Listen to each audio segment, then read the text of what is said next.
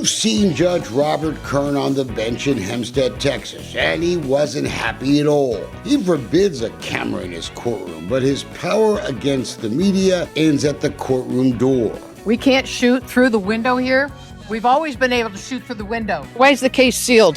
Why can't the public find out what's going on with the case? There's absolutely no law against standing outside the courtroom and shooting video through the glass doors in a public space like we did. But a Waller County deputy tries to block our view, then tells me if we don't stop, she'll arrest us. We don't stop, and she doesn't make a mistake we'd make her pay for. I think they figured out that I would love to go to jail to make this a big case, right? So they didn't do that. Remember, I'm the guy that's been falsely arrested by a judge before. It made the local news. I kind of look good in an orange jumpsuit, don't you think?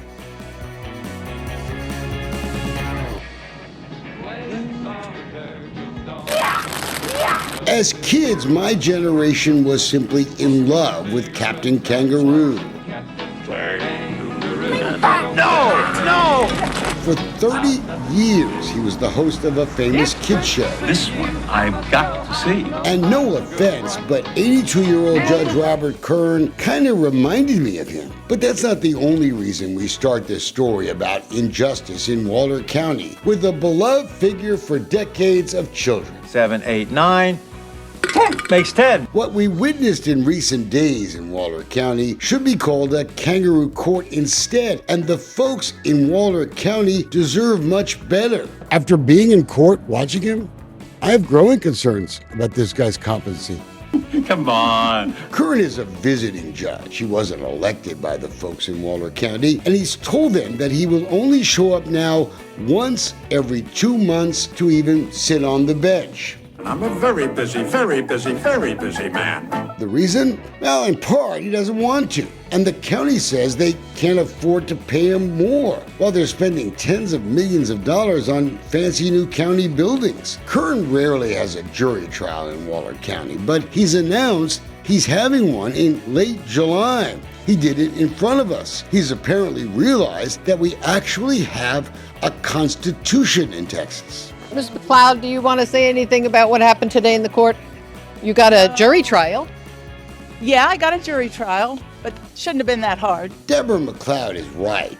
We travel all over the country to expose courthouse injustice, but this fast-growing county northwest of Houston has a lot of tentacles to explore in a divorce case in a courtroom that we say has wrongly been kept secret from the public. Denied for 2 years, I think. McLeod was married to this guy for almost 43 years before he filed for divorce. Divorces happen, but not the way this one has been playing out in secret. Judge Kern declared Deborah was divorced years ago without even notice of a hearing. That's been stopped. And it looks worse because the guy involved, Jay Sears, is co-founder of likely the biggest developer in Waller County. Newquest Properties, a billion-dollar real estate company. They are spending millions to fight McLeod in this Texas courtroom. Is everybody leaving? When we watched the other day, it was like the Lawyer Full Employment Act in action. Judge Kern was complaining about the legal fees being run up by the lawyers. But Judge, a lot of your decisions have forced McLeod to challenge your rulings.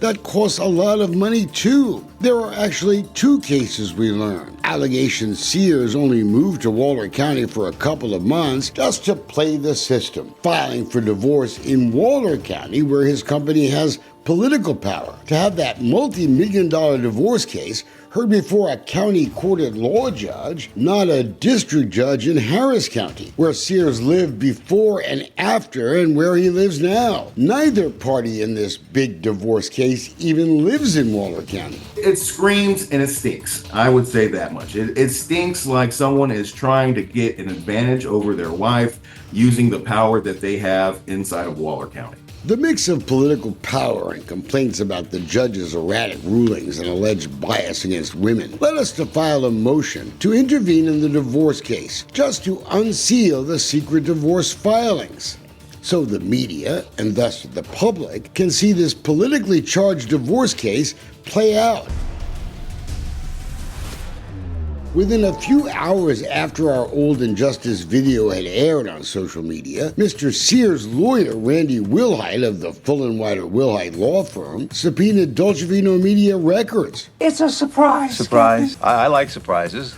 Well, kind of. Pages of lawyer stuff, wanting to know who hired us to investigate this family injustice case. And he wanted the answers that day in court. That wasn't going to happen. May I ask a question, sir?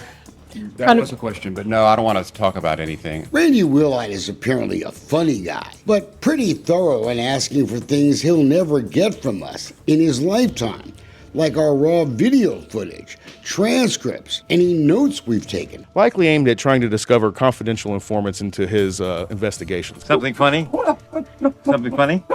Yeah, I don't want to talk. I think there's rules of ethics that govern what lawyers can say and cannot say to the media, assuming you're media. Wilhite could have just asked me, because I would have told him that none of the stuff he wants he's ever gonna get. Before we showed up in court in Hempstead, Dolce Vino Media had filed a motion to throw the subpoena out, and it was all on the plate of Judge Kern to decide during that rare visit to the Waller County Courthouse. He wouldn't come back until right before the trial started. For the record, it wasn't always this elderly visiting judge who presided over what appears to be the most expensive divorce case underway in Texas. This multi-year legal fight, playing out with a ton of lawyers in secret, was first handled by the elected county judge in Waller County, Carol Cheney. She won't call me back. Cheney quickly recused herself in the case and asked the area administrative judge, Robert Trapp, to appoint Judge Kern instead. Before Cheney did that,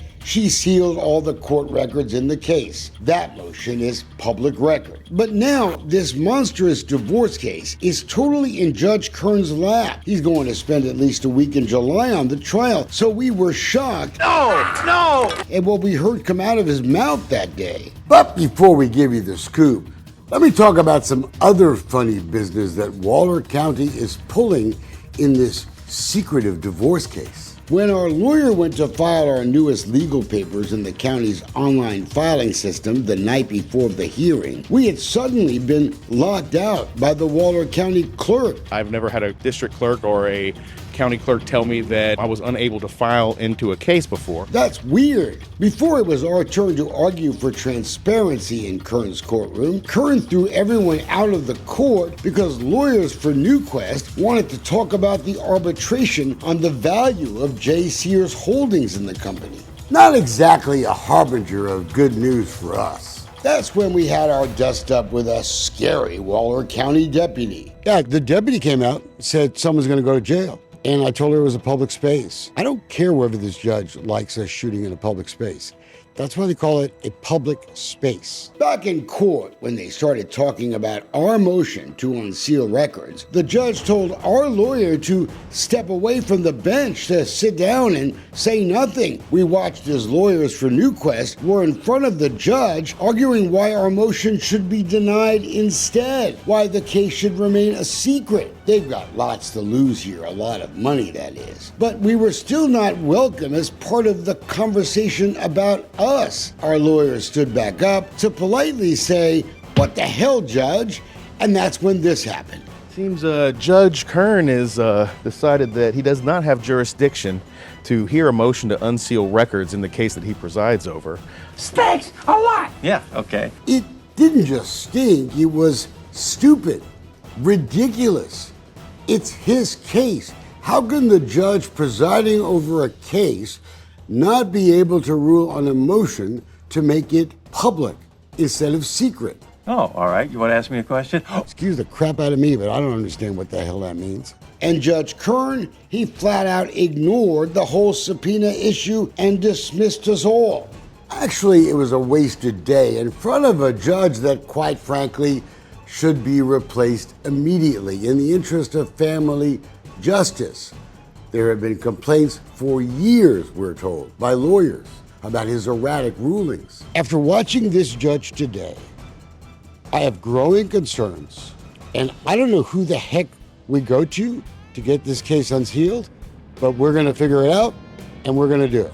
Actually, our lawyer thinks the records are now public by default, The idea that he doesn't have jurisdiction to rule on those types of motions would logically lead to the idea that the original sealing order is void for lack of jurisdiction and that there should be no seal on the court records at all. Jay Sears could lose a lot of money in this divorce case. Are you hiding something? But Newquest may even have more to lose. Legal observers tell us they could face fraud allegations for trying to hide the true value of the company. And so far, Judge Kern is letting them hide it. Will Deborah have to go to trial, not even knowing how much money her longtime husband of more than 4 decades is hiding from her? Another co-founder, Steve Alvis, appointed by the governor to the State Transportation Commission, he still has his divorce pending with the very same judge. Good morning, Captain. Good morning. But let's face it, Newquest isn't just worried about publicity because of the sordid affairs of their founders. Investors don't like dealing with the dirty laundry of their business partners. It could affect business. And Newquest is investing hundreds of millions of dollars in Waller County. Captain, it sure is a beautiful morning, isn't it? The perfect morning to befriend yet another Texas judge. Hope you enjoyed our fun today.